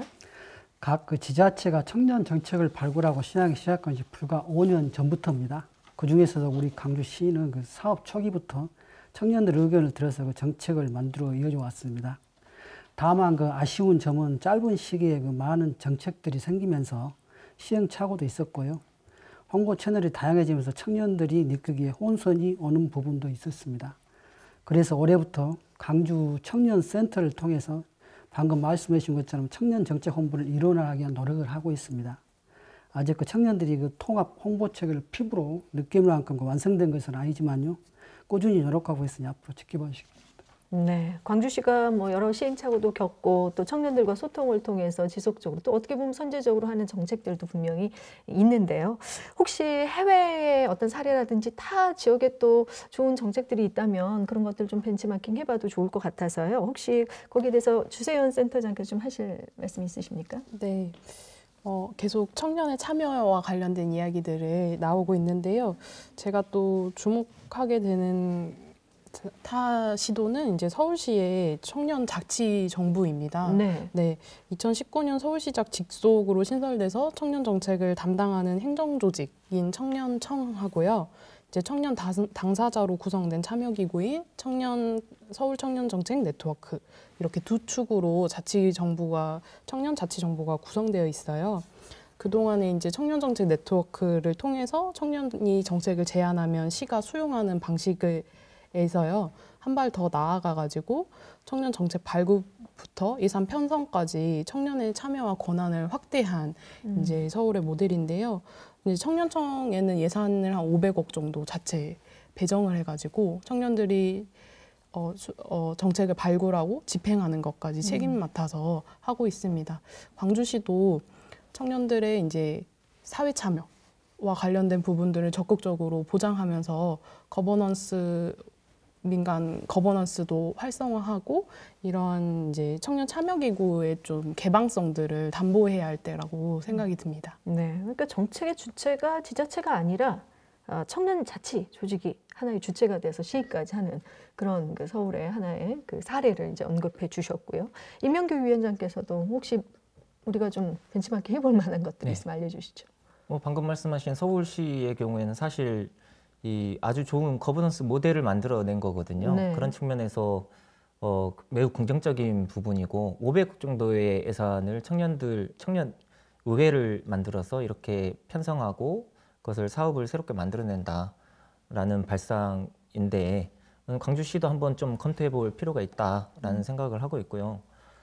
한국에서 지금 가장 많이 이야기되고 있는 해외 사례는 유럽에서 이제 하고 있는 청년 보장 프로그램입니다. 네. 이게 그러니까 졸업한 청년 그리고 아직 직장을 구하지 못한 청년들 4개월 이내의 상황에 있는 청년들에게 이제 이 직업 교육과 아니면 상담 그리고 이 생활 지원과 관련된 프로그램을 제공하고 있는 건데요. 이와 유사한 것들은 사실 많이 다른 나라에서도 진행하고 있는데 그쪽이 이제 좀 실효성을 갖게 된 근본적인 이유는 뭐냐? 그것은 지역 중심의 청년 정책을 실시하고 있다라는 겁니다. 이게 정책이 실행되는 단위를 자치 단위와 유사한, 그러니까 지역 중심의 체계를 만들어낸 것인데요. 그 지역의 고용 서비스를 제공하는 센터, 그리고 지자체, 그리고 민간이 협력해가지고 원스톱 시스템을 만들어낸 것이고요. 한 청년이 왔을 때 그 청년에 대한 필요한 지원이 무엇이냐라는 것을 상세하게 상담을 통해서 확인하고 관리를 하는 체계가 구축이 된 것이죠. 이것은 사실 지방정부 차원에서 혼자 진행할 수 있는 것은 아니고요. 중앙정부하고 같이 협력해서 진행해야 될 부분인데 앞으로의 청년정책도 세부적인 지역 중심의 정책 전달 체계를 준비하는 것이 중요할 것이다 라는 게 최근에 많은 사람들의 의견인 것 같습니다. 네, 유독 청년 문제는 스스로 또 지역 중심 또 지자체로 이렇게 제한이 돼서 쭉 이렇게 시행이 되는 경우들이 많은데 말씀해 주신 것처럼 여기에 중앙정부가 함께 해야 한다라는 부분이 있습니다. 그래서 우리가 이렇게 열심히 아이디어를 내고 이런 것들을 해달라고 했을 때 중앙정부들이 또 해야 하는 부분들이 있을 것 같아요. 특히 일자리 기회를 늘린다든지 이런 부분들은요. 어떻습니까? 손옥수 과장께서 중앙정부가 좀 해줬으면 좋겠다 하는 점, 바라는 점이 있다면 한 말씀 해주시죠. 올해는 코로나19에 대처하기 위해서요. 열악한 지방정부 재정 형편에도 불구하고 많은 예산을 투입했습니다. 내년에는 법령에 규정된 복지비용, 국고보조금 매칭 등에 따른 예산 반영으로요. 각 분야의 투자 사업비가 많이 축소될 것으로 예상이 됩니다. 지자체에서 핵심으로 추진하고 있는 청년 정책, 일자리 사업에 대한 국가의 지원이 절실히 필요한 상황입니다. 네, 이명규 위원장께서도 한 말씀 더 해주시죠. 지금 사실 중요한 쟁점이 고용보험에 관련된 부분인데요.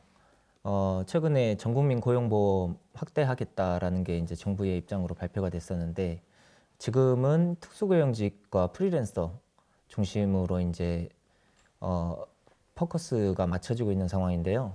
고용보험 전국민 확대가 청년들에게도 상당히 좋은 이 프로그램이 될 거라고 저는 생각이 되는데요. 아까 이 주세현 센터장님께서도 말씀하셨지만, 이 고용보험의 사각지대 때문에 실제 권리를 못 찾는 청년들도 굉장히 많은 상황이고, 고용보험의 기금을 통해서 청년 실업에 대한 문제에 정책을 실행할 수 있는 자금을 마련하는 차원에서도 좀 중요한 부분이 있기 때문에, 지금 현재 중앙정부에게 좀 바라는 점이 있다면, 이 전국민 고용보험제를 확대하면 청년들에게도 상당히 큰 도움이 될 것이다 라는 부분이 좀 강조되고 싶습니다. 네, 기타 이제 광주의 청년 정책이 어떤 방향으로 나아가야 될지 그 방향성에 대해서도 좀 듣고 싶은데요. 부기철 위원장께서 먼저 말씀해 주시죠. 이제 광주 청년 정책은 저는 한 2가지 방향으로 나아가야 된다고 제시를 좀 하고 싶습니다. 첫 번째는 이제 청년 실업률을 감소시키는 정책을 펼쳐야 할 것이다. 두 번째는 이제 청년의 장기적인 고용 전망을 확대하는 정책으로 펼쳐 나가야 할 것이다 라고 보고 있고요.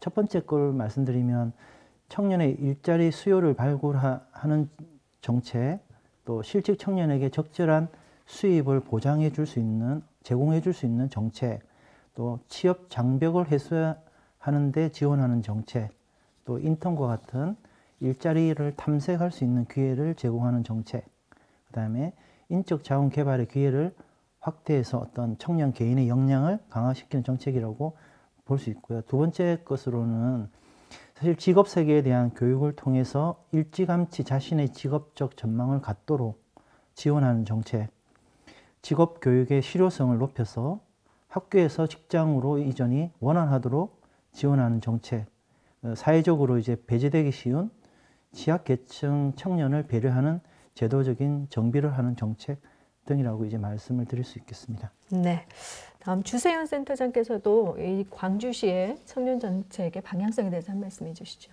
네, 청년 정책의 흐름이 이제 일자리도 중요하지만 일자리와 청년의 삶을 보장하는 방향으로 나아가고 있는데요. 이제 특히 지자체, 지방정부는 중앙정부와 청년 사이에서 어떤 연결망으로서 역할을 할 거라고 봅니다. 지역의 이제 청년들의 필요를 중앙정부에 전달하기도 하고요. 또 반면에 중앙정부로 다 도입하기 전에 정책을 시범적으로 실행하고 실험하는 장이 될 수도 있다고 생각합니다. 또 이제 청년 드림수당처럼 중앙정부의 사각지대를 어떤 발굴하고 메꾸는 역할 역시 되게 중요한 임무 중에 하나겠는데요. 반면에 이제 광주의 지자체의 청년 정책이 청년에게는 어떤 안전망으로서 자리하면 좋겠습니다. 돌봄이나 연대 혹은 공적인 대화를 해본 경험이 없는 이들에게 그 완충지대로서 상호 간 소통을 원활하게 하는 역할을 하길 기대해 보고요. 또 지방정부인 이제 광주 같은 경우는 중앙보다 청년을 더 가까이서 만날 수 있고 소속감이나 신뢰를 전달하기에도 더 좋은 위치에 있다고 생각합니다. 그래서 청년들의 더 많은 참여 그리고 시민으로서의 권리로서 정책들이 진행될 수 있도록 지방정부의 정책들을 그 사이의 역할들을 해주길 기대하고 있습니다. 네, 자, 청년과 관련된 정책, 특히 광주만의 어떤 청년 정책이 모범 사례가 또 됐으면 하는 바람도 있어서요. 네 분 각자 혹시 광주만의 어떤 특색을 좀 살릴 수 있는 청년 정책의 아이디어가 있으면 이 자리를 빌어서 한 말씀씩 좀 듣고 싶은데요. 임명규 위원장께서 먼저 좀 말씀해 주시죠. 청년 정책 아이디어는 사실 네네. 제가 뭐 딱히 제시하기는 어려운 상황인데요. 다만 좀 당부의 말씀을 좀 드리고 싶은데 네네. 지금 2015년부터 지금까지 청년정책 광주시 예산이 사실은 계속 줄어들고 있는 상황이에요. 이 광주의 청년들이 전체 인구의 한 30%가 약간 안 되거든요. 근데 전체 예산의 1%도 안 되는 상황이에요. 청년정책의 예산이 0.6%, 7% 왔다 갔다 하고 있는데 그 적은 예산 중에서도 상당한 많은 비중을 차지하는 70% 이상의 비율을 차지하는 것이 일자리와 창업과 관련된 경제 분야와 관련된 예산이에요. 그걸 부정적으로 보는 건 아닌데 그에 맞게 전체 예산 자체가 일단 늘어야 돼요.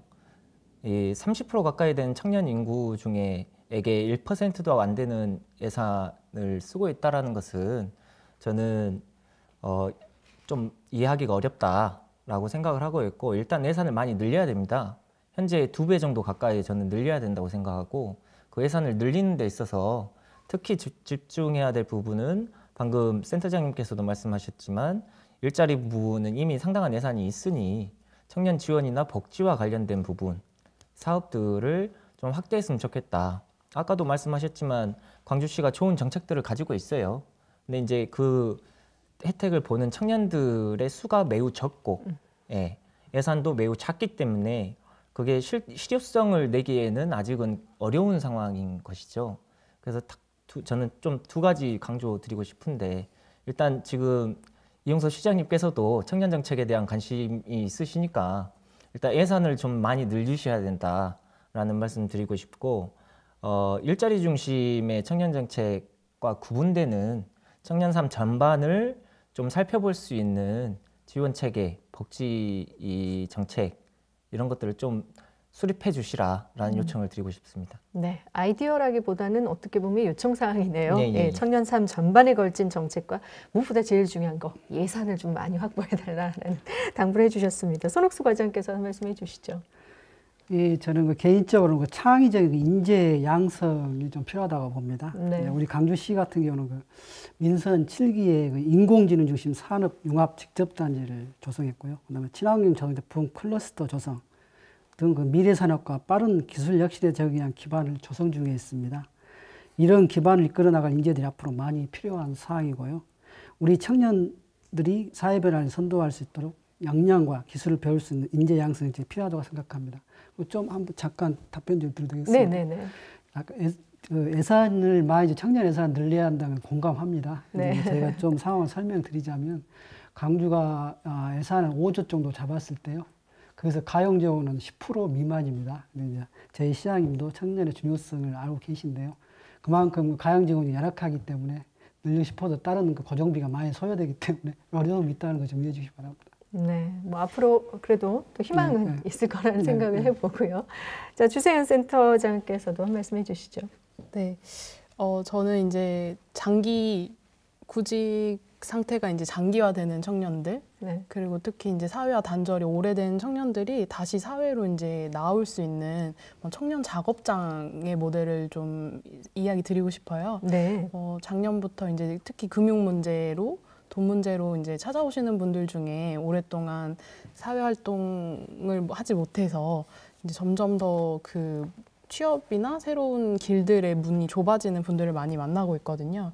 이분들을 위한 다시 이제 사회로 발 디딜 수 있는 청소년 작업장이 있듯이 청년 작업장은 어떨까 하는 제안 드리고 싶습니다. 네, 청년 작업장의 어떤 아이디어를 하나 주셨고요. 부기철 위원장께서도 한 말씀 해주시죠. 저는 이제 청년 보장제를 한번 도입을 해봤으면 좋겠다. 네. 청년 보장제 안에서 청년 정책을 한번 새롭게 구성을 한번 해보자 해서 청년 보장제를 말씀드리고 싶은데 이 청년 보장제가 이제 1984년도에 이제 스웨덴에서 시작이 됐고 2008년도에 유럽에서 이제 조금 정착이 됐고 2013년도부터 이제 유럽에서도 이행 계획을 이제 만들어서 도입을 하고 있습니다. 그래서 청년이 어떤 정규 교육을 졸업하고 실업 직후 4개월 사이에 어떤 양질의 취업과 관련된 교육, 훈련, 경험, 그 다음에 취업 지원, 이게 이루어지도록 이제 만드는 것인데요. 제가 사례를 하나 가지고 왔습니다. 그래서 이제 이게 유럽이라고 말씀드렸으니까 아일랜드에 있는 어떤 발리문이라는 지역이 가장 잘 된 사례라고 지금 얘기를 하고 있습니다. 그래서 그 사례를 보면 제일 주목해야 될 게 청년을 단일한 집단으로 보지 않고 세 개의 그룹으로 분리를 해서 청년들을 취급을 하고 있다. 그러니까 하나의 중요한 포인트고요. 그 다음에 그 세 집단에 분류가 되면 거기에 맞는 맞춤형 서비스를 제공한다. 그 다음에 이제 파트너십과 전달 체계 혁신이 이제 정부와 지자체가 이제 그 역할을 나눈다. 이런 내용인데요. 실제로 이제 이런 내용들을 쭉 훑어보면 이런 성과를 통해서 그 정부는 그 사회 통합 서비스를 제공한다. 지방 정부는 경력과 취업 지원을 제공하는 서비스를 제공한다. 이렇게 이제 하고 있습니다. 광주시가 생각보다 청년 조례도 빨리 제정이 됐고 청년 정책도 빨리 시행이 됐기 때문에 지금 우리나라에서는 2018년도부터 이거에 대해서 많이 공청회나 토론이 이루어지고 있는데 네.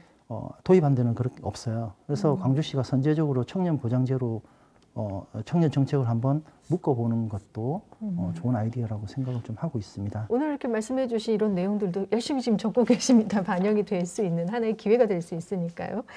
많은 말씀들을 해주셨습니다. 청년 보장제, 청년 작업장, 또 창의적 인재 육성을 위한 어떤 정책들, 다양한 또 정책의 방향성에 대한 조언들도 해주셨는데요. 자, 끝으로 마지막 뭐 청년들에게 당부도 좋고요. 또 정책을 펼치는 분들에게 당부도 좋습니다. 한 말씀씩 들어보도록 하겠습니다. 손옥수 과장께서 마무리 발언해 주시겠습니다. 오늘 그 제시해 주신 좋은 말씀은 그 광주 청년정책 수립의 소중한 자료로 활용토록 하겠습니다. 앞으로도 우리 청년들이 대한민국을 선도하는 미래세대로 성장할 수 있도록 항상 응원하고 힘을 다하겠습니다. 네, 다음 부기철 위원장께서 마무리 말씀해 주시겠습니다. 많은 얘기를 했고요. 저는 이제 청년 문제로 한 사행시를 한번 지어봤습니다. 그래서 네. 운을 띄워주시면 네. 제가 해보겠습니다. 네, 청춘이 빛나는 지금, 연이 휘날리듯 갈피를 못 잡는 내 인생, 문재인 대통령님과 문재인 정부가 제발 나 좀 살려줬으면 이렇게 할 수 있을 것 같습니다. 네, 좋습니다. 다음 주세현 센터장께서 마무리 말씀해 주시겠습니다. 네. 숫자를 넘어 청년의 삶을 보라라는 문장이 이제 몇 해 전 광주 청년센터에서 했던 그 행사의 제목이기도 했는데요. 일자리를 넘어 청년의 삶의 질 전반을 보장하는 정책으로 나아가는데 힘을 함께 보태면 좋겠습니다. 네. 자, 다음 임명규위원장께서 마무리 말씀해 주시겠습니다. 2016년도 실태조사 때 여론조사를 한번 했었는데요. 청년들의 절반 가까이는 계층이동의 사다리가 무너졌다라고 답변을 했습니다. 그래서 저는 그 이후에 그 자료를 보고 나서 말하고 다니기를 시간이 지날수록 계층이동의 사다리가 무너졌다라는 비율이 낮아지기 위해서 청년 정책을 잘 만들어야 된다라는 이야기를 해왔는데요. 지금 사실 진단을 해볼 때가 온 것 같습니다. 새로운 5년 계획을 앞으로 수립해야 되고요. 중앙정부에서도 기본법이 마련됐으니 장기적인 이 전략과 계획이 나올 것으로 보입니다. 여러 가지 어려움이 있겠지만 그 중요한 것은 의지라고 생각합니다. 청년 예산을 계속 늘려나가면서 촘촘한 이 시스템을 만들어내는 거, 이 부분에 좀 많은 노력을 해주셨으면 하는 바람입니다. 감사합니다. 네.